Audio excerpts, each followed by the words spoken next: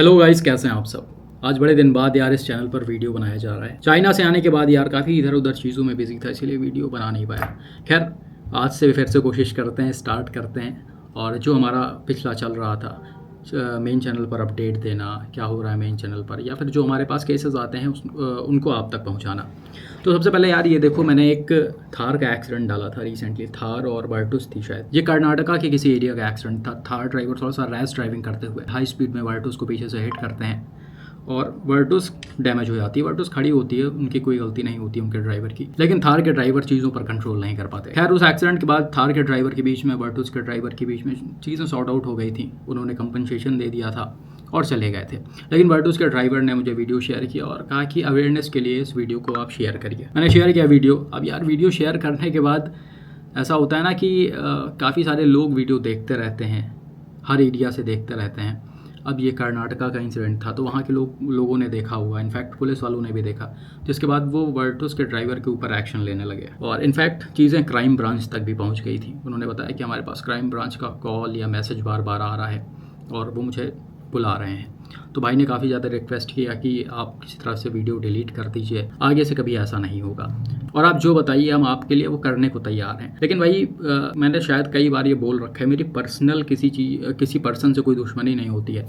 बस मैं हमेशा यही बोलता हूँ कि सड़क पर सही से चलो ताकि दूसरों को कोई प्रॉब्लम ना हो। वही चीज़ मैंने भाई से भी बोला। मैंने लिखा कि आप बस अच्छे से ड्राइव करो, क्योंकि आपकी एक गलती किसी मासूम की जान ले सकती है। तो सिर्फ मुझे यही चाहिए होता है यार। मैंने काफ़ी सारे वीडियोस डिलीट किए हैं। जो भी मुझे कांटेक्ट करता है और बोलता है कि भाई मुझसे गलती हो गई है या मैं दोबारा ऐसा कुछ नहीं करूँगा, तो मैं तुरंत ही वो वीडियो हटा देता हूँ। मेरा कोई पर्सनल किसी का नुकसान पहुँचाने का कोई इरादा नहीं होता है।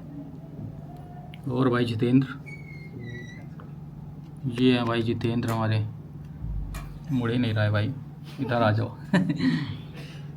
12:30 बजे आए हैं भाई।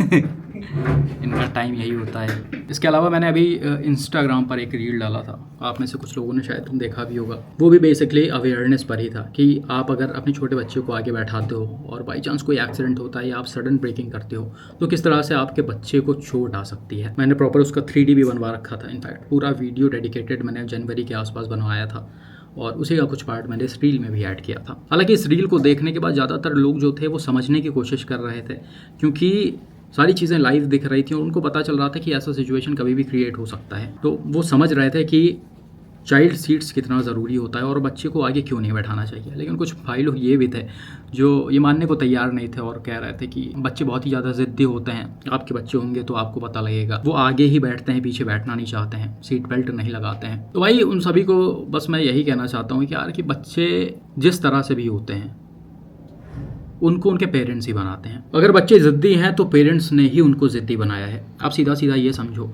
कि आपके बच्चे हुए और आपने शुरू से उसकी आदत डलवा दी पीछे चाइल्ड सीट पर बैठने की, तो उसको कभी कैसे पता चलेगा कि हमको आगे वाली सीट पर बैठना है, और कैसे वो जिद कर पाएगा। वो उसकी आदत हो जाएगी चाइल्ड सीट पर बैठने की और वो हमेशा पीछे ही बैठेगा। जब थोड़ा बहुत समझदार हो तो आप उसे समझाना स्टार्ट करो कि आगे बैठना कितना ज़्यादा खतरनाक होता है, इससे आपको भी चोट आ सकती है और हमारे ऊपर भी लीगल एक्शंस लिए जा सकते हैं। तो ये सारी चीज़ें जब आप शुरू से समझाओगे तो बहुत ही आसानी से वो समझ जाएंगे और कभी भी जिद नहीं करेंगे। और भाई ये सारी चीज़ें आपके बच्चों के सेफ्टी के लिए ही बताई जाती हैं। आप समझो कि एक छोटे से जिद की वजह से आपके अपने बच्चे की जान को खतरे में डाल दोगे। बाकी भाई एक केस मेरे पास रिसेंटली आया था। रिसेंटली क्या, काफ़ी टाइम हो गया, मैं इसे भी कवर नहीं कर पाया।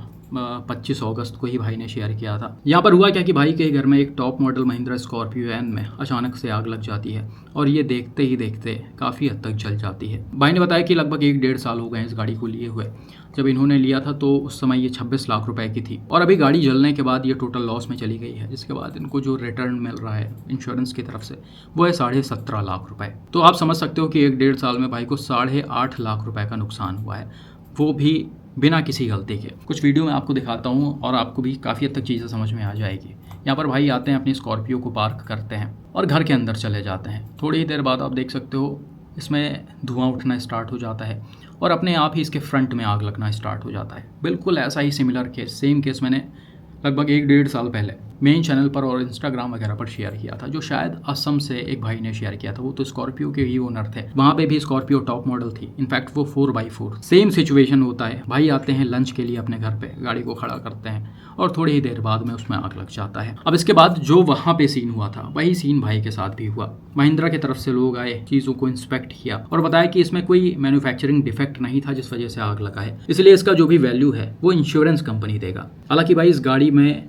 कोई भी आफ्टर मार्केट एक्सेसरीज नहीं लगे हुए थे, ना ही कोई वायर वगैरह कट हुआ था, लेकिन फिर भी गाड़ी में आग लग गया। अब आग कैसे लगा, आग लगने का रीज़न क्या था, वो भी कंपनी ने क्लियर नहीं किया है और कुछ भी ओनर को नहीं बताया है।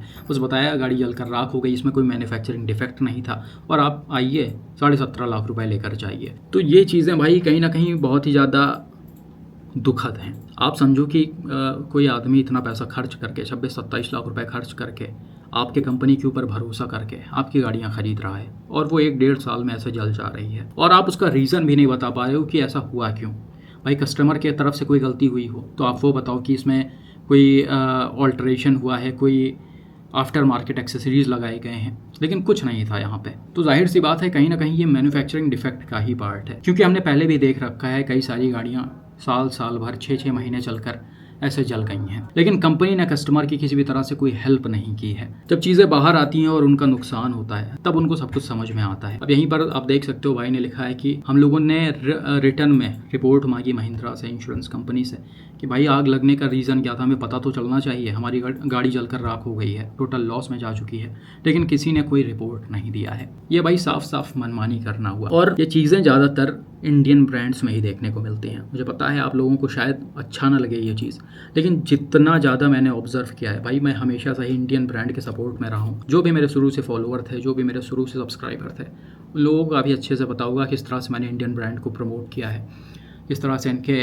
अच्छे चीज़ों को प्रमोट किया है, सेफ्टी बिल्ड क्वालिटी को प्रमोट किया है। लेकिन जो भी इस तरह के केसेस आते थे मैं लगातार उसको भी दिखाता था, क्योंकि मेरे लिए जितना इंपॉर्टेंट इंडियन ब्रांड्स थे उतना ही इंपॉर्टेंट, या कहिए उससे ज़्यादा इंपॉर्टेंट हमारे सब्सक्राइबर या फॉलोअर थे। तो इसीलिए मैंने शुरू से सारे केसेस कवर करना स्टार्ट कर दिया था।